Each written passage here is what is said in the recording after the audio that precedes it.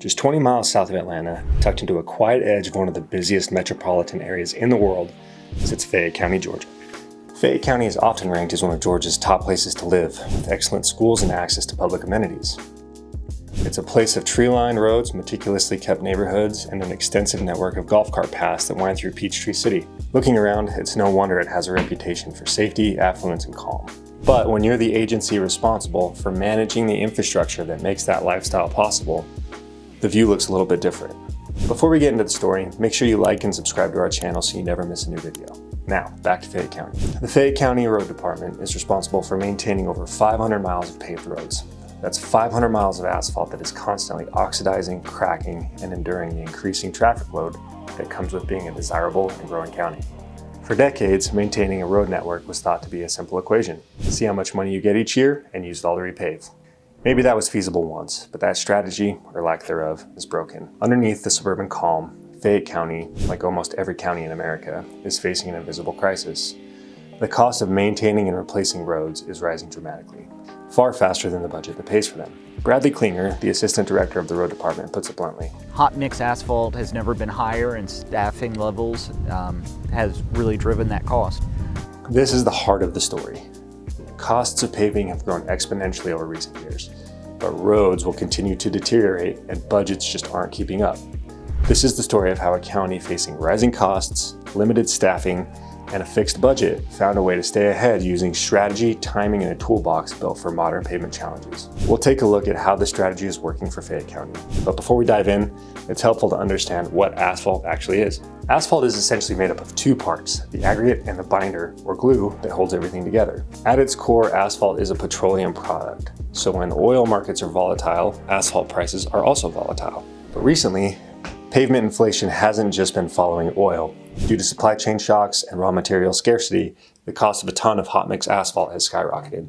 But the materials are only half the problem. Another issue is people. The main issue in today's world is staffing. Biggest next step is going to be funding levels and just being able to replace assets at a reasonable cost. Costs of materials and staffing challenges are a formidable one-two punch that would stagger even the most well-funded public works departments. It's also a dangerous feedback loop for cities. When material costs go up, you can't afford to pave as much. When labor costs go up, you can afford to pave even less. So why not just budget for more roads? Well, that sounds nice in theory, but it's deceptively oversimplified. County commissioners and city managers care about the roads, but they also care about all the other departments of government. And each of these departments brings them competing priorities and asks for more money for the projects they're working on. The money is finite, but the needs of government are not. Meanwhile, the voter appetite for tax increases to cover these extra costs is virtually non-existent. Fayette County realized that they were facing a future where they simply could not afford to replace their assets using traditional methods.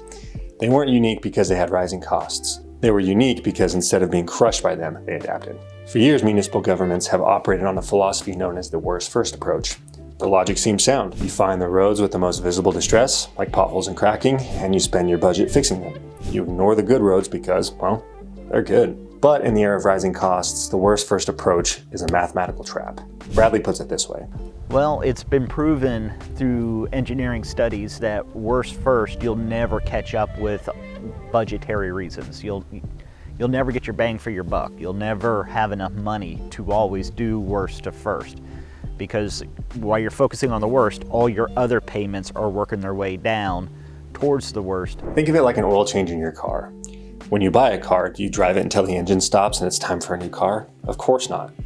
You engage in routine maintenance like changing the oil, checking the brakes, and getting new tires to make the car last longer. That preventative maintenance that makes your car last longer is much more cost effective than just buying a new car every 1 to 2 years. The same thing is true for your roads. When a county spends its entire budget reconstructing the worst 10% of its roads, the other 90% are quietly oxidizing, cracking, and falling apart. By the time you finish reconstructing a street, a new batch of failing or failed roads is already waiting for you. Investing in preventative maintenance combats this by extending the life of the asphalt, which delays that segment of road from falling into your backlog for longer, which reduces the cost of ownership. Bradley says this. But if you spend your dollar up there in the middle level and maintain what you have, you can slowly reduce the amount of worst roads you have, but also preventing roads from becoming the worst. Fayette County realized that to survive these rising costs, they had to stop chasing failures and start preventing them. This wasn't a snap decision. Fayette County started experimenting with new preservation treatments years ago, not because they were trying to be trendy, but because they needed to. In Fayette County, we always encourage trying pilot projects with new technology, because we want to know what's new on the marketplace, and Mineral Bond was HA5 was one of those pilot projects we did 8 years ago. And we were really happy with the results and the price point of the longevity we got for the price. One of their experiments proved to be a success. They engaged in a pilot project using HA5 high-density mineral bond. 10 years later, Fayette County is still using HA5 to the benefit of the county's budget. So, what made the difference? Why did HA5 and proactive maintenance become so prevalent in Fayette County's strategy? To understand the impact, let's look at a recent project in one of Fayette County's subdivisions. The community is home to just over 17,000 square yards of asphalt. In 2023, Fayette County elected to make the proactive choice of preserving the road in this community, keeping them in good shape for longer. If they had chosen not to do that and had waited for those roads to fail, a traditional removal and replacement of the asphalt would have probably cost taxpayers somewhere between $650,000 and $800,000. Instead, by preserving the road with HA5 right then, the cost was roughly 1/10 of that price. That's hundreds of thousands of dollars in savings, money that stays in the budget to fix other roads that need reconstruction, or that the county can use to preserve even more road surface. And Bradley and Fayette County aren't the only ones seeing the benefits. John Allman, the Public Works Director in Walton County, another Atlanta metro suburb, had this to say about HA5. We've been really impressed with how it's held up. I would recommend the HA5 to other counties or cities. We're going to try to implement more and more of that pavement preservation process in all of our subdivision pavements, so I definitely would.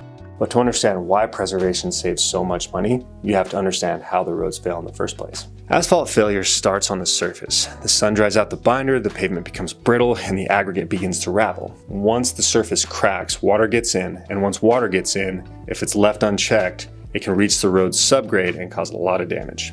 Fayette County found that by applying HA5, they could protect the underlying asphalt from water and UV intrusion, which are the two factors that cause the most oxidation on lower traffic roadways. That helps keep our PCI numbers at a reasonable rate.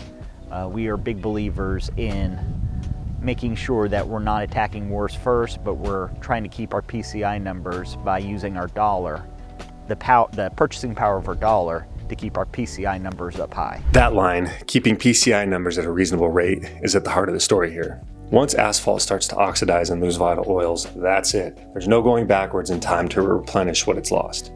You can hit the pause button with effective preservation treatments to extend the life of the road, but you can't turn back the clock. Fayette County understood this and built their entire approach around it. As a city or county, once you start seeing your roads as an asset to protect rather than a liability you need to fix, you can stabilize your road network for a fraction of the cost. Today, Fayette County uses a sophisticated multi-tool preservation strategy, carefully selecting the preservation treatment designed to provide the maximum impact for a specific road in a specific condition. So we like to have multiple tools in our toolbox outside of pavement preservation, with pavement preservation.